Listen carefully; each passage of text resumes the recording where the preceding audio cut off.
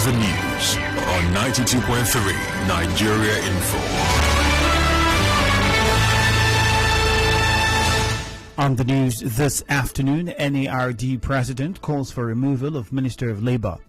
Federal government to meet with Johesu, Assembly of Healthcare Professionals in Abuja today. Rivers State government urges businesses to pay VAT to state government, not FIRS. Today is International Day of Clean Air for Blue Skies. Environmentalist calls for implementation of Black Suit Report in Rivers State.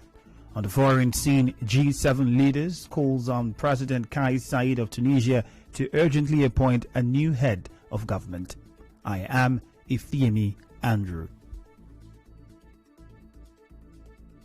The president of the Nigerian Association of Resident Doctors, Uyilawa Okwaye-Suyi, says the arrears of resident doctors should be paid, among other demands, if the government wants the strike to be called off. Speaking on Channels Television earlier today, Mr. Okwaye-Suyi called for the removal of the Minister of Labour and Health.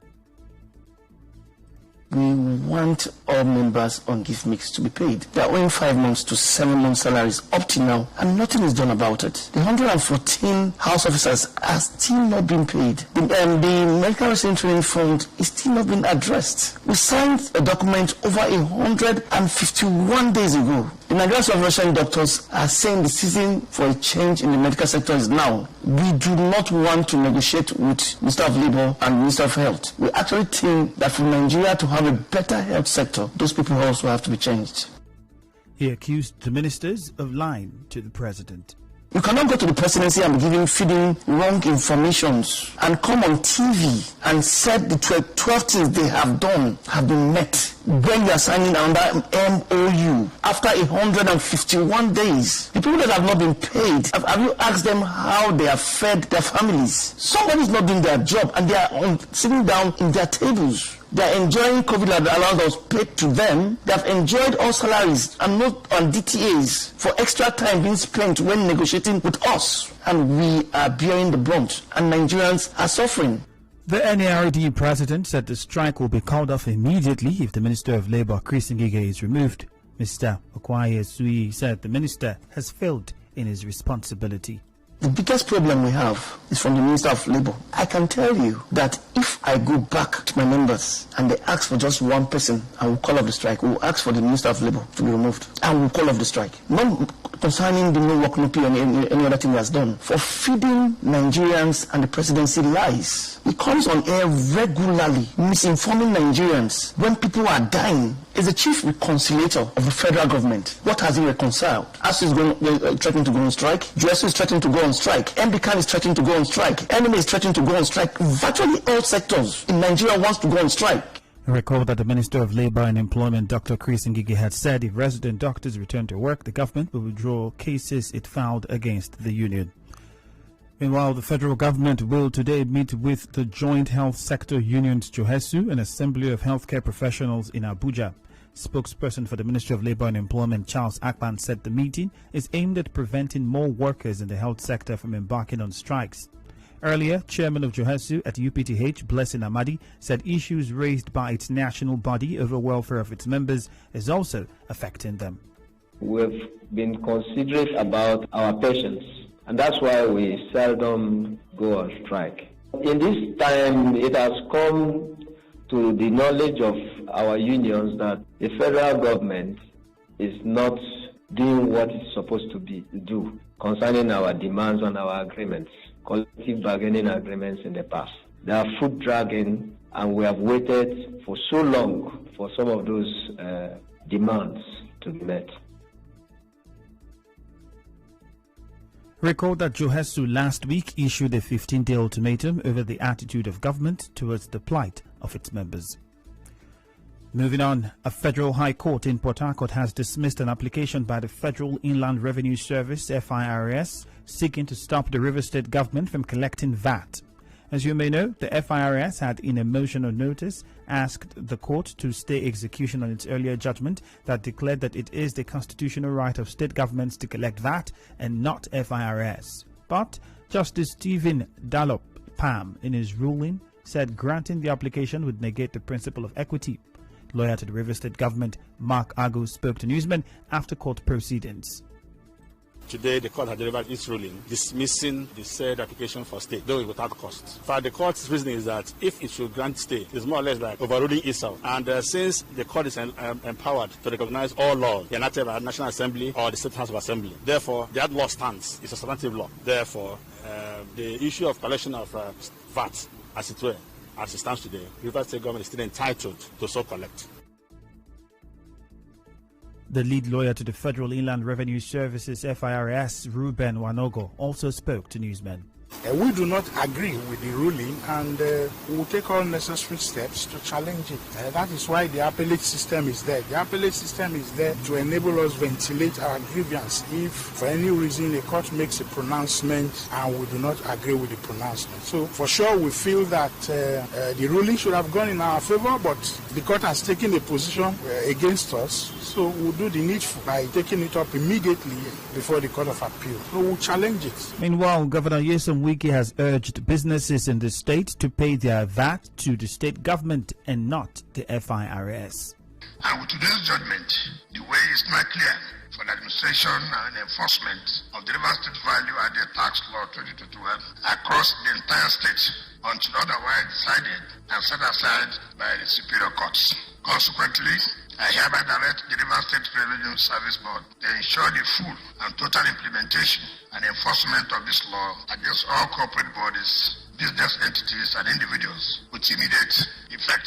All corporate bodies, business entities, and individuals are advised to willingly, truthfully, and promptly comply with their tax obligations under this law to avoid the full weight of the stipulated sanctions, including having their business premises sealed up. The governor also warned the Federal Inland Revenue Service against any interference. A businessman, Paul Ugbe, says he is not happy about the way police division at Eneka police station is handling the case about his stolen vehicle. He also accused the police officer, Basil Okun, of allegedly assaulting him. Mr. Ugbe, in an interview, explained that he was on his way back from a meeting last week with his wife when a tricycle rider hit his side mirror and ran away to Eneka roundabout. He said he followed the tricycle rider and was trying to have a conversation with him, leaving his key on the ignition.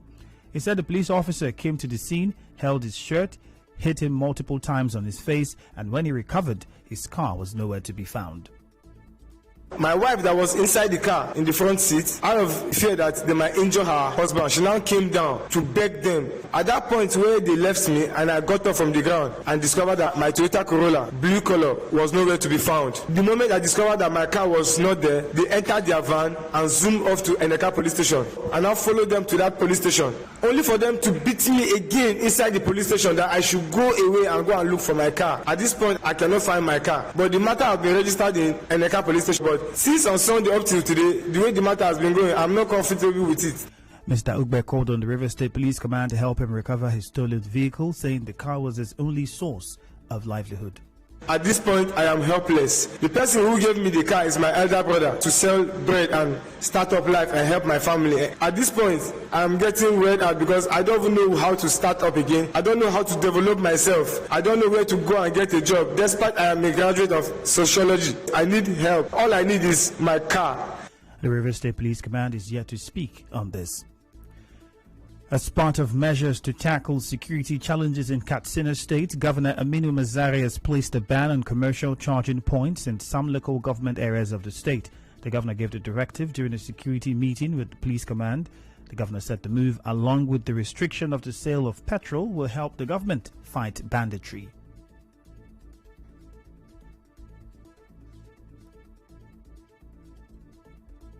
Closure of all commercial charging points in the most affected local government areas. Commercial charging, we believe, is also an area which is helping the bandits to acquire means of communication.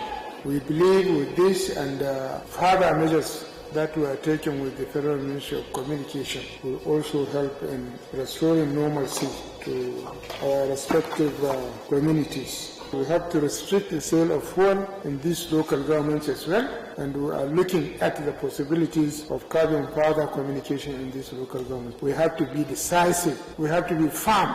This is a task that we must not fail.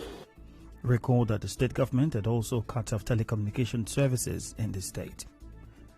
The governor of Ebonyi State, Dave Umahi, says Nigeria needs another president with the personality of President Buhari in 2023. The governor was speaking during a press briefing in Ebonyi.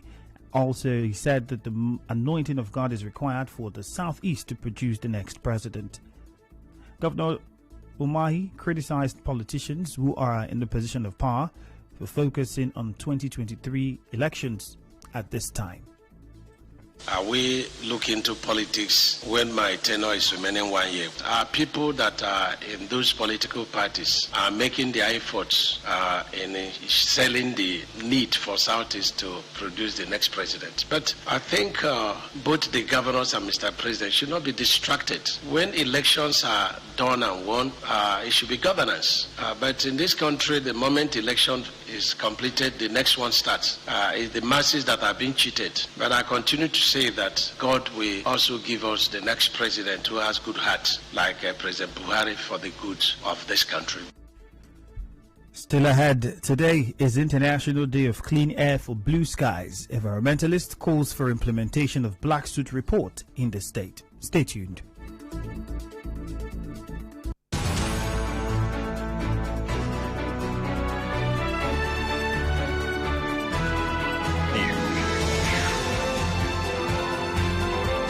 This is the news on 92.3 Nigeria Info.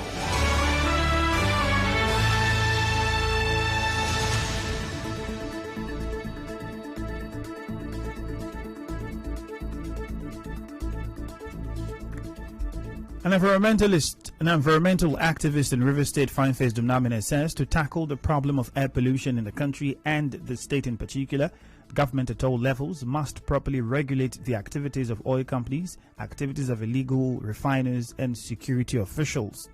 Mr. Dumnamine, who was speaking on the sidelines of the International Day of Clean Air for Blue Skies, called for the implementation of the suit report developed by the state government.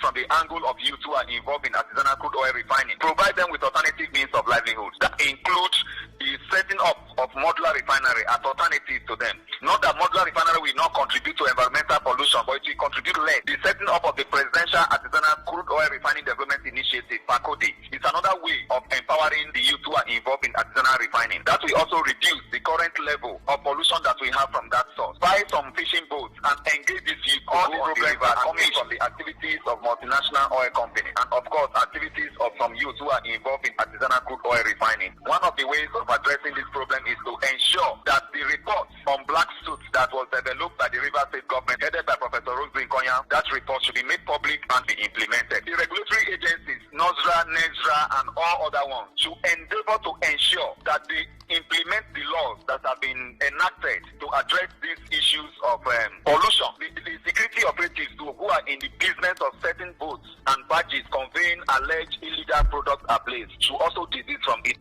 Speaking on how the government can tackle the problem of carbon emission, this is what he had to say.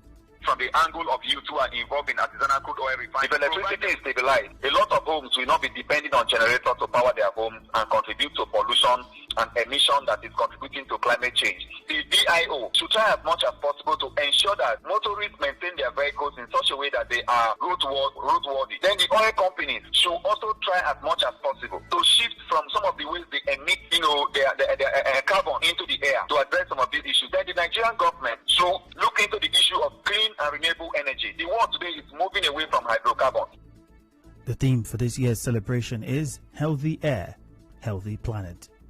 In business, the Group Managing Director of the NNPC, Mele Kyari, says the Commission may not be able to offer its shares to the public by 2022 or 2023 due to certain bottlenecks that had lingered over the years. Kyari said this in an interview with Bloomberg TV. He said the NNPC will now be operated in line with the Companies and Allied Act. In entertainment, Ajebo Chris Lawrence, husband of Tega, recently evicted Big Brother Naija housemate, says he will give his wife a second chance if she comes back and apologizes for her actions while in the Big Brother house. He said although his wife's actions made him sad and broken, he believes that she needs him now more than ever. In sports, Super Eagles duo Tyron Ebuehi and Samuel Kalu may not take part in Nigeria's 2022 World Cup qualifier against Cape Verde today after the pair contracted COVID-19. Both players are isolating in Lagos and will undergo another PCR test in the coming days.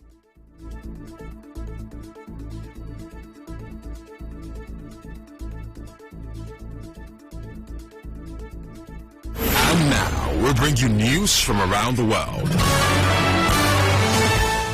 The G7 group of industrialized nations have called on President Kais Saied of Tunisia to urgently appoint a new head of government.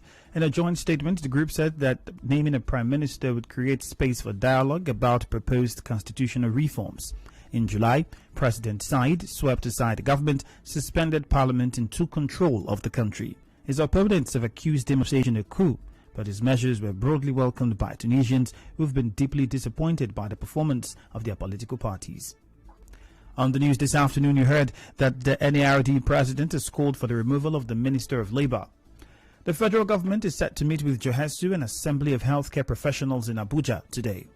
The Rivers State government has urged businesses to pay VAT to the state government and not the FIRS. Today is International Day of Clean Air for Blue Skies, and an environmentalist have called for implementation of a suit report developed by the Rivers State government. On the foreign scene, we told you that G7 leaders have called on President Kais Saied of Tunisia to urgently appoint a new head of government. The news was edited by Choma Ezemafo. Contact our newsroom on 0818-900-0017. For more stories, visit our website www.nigeriainfo.fm. Partly sunny weather expected in Port Harcourt this afternoon. My name is Ifeemi Andrew. Thank you for your time.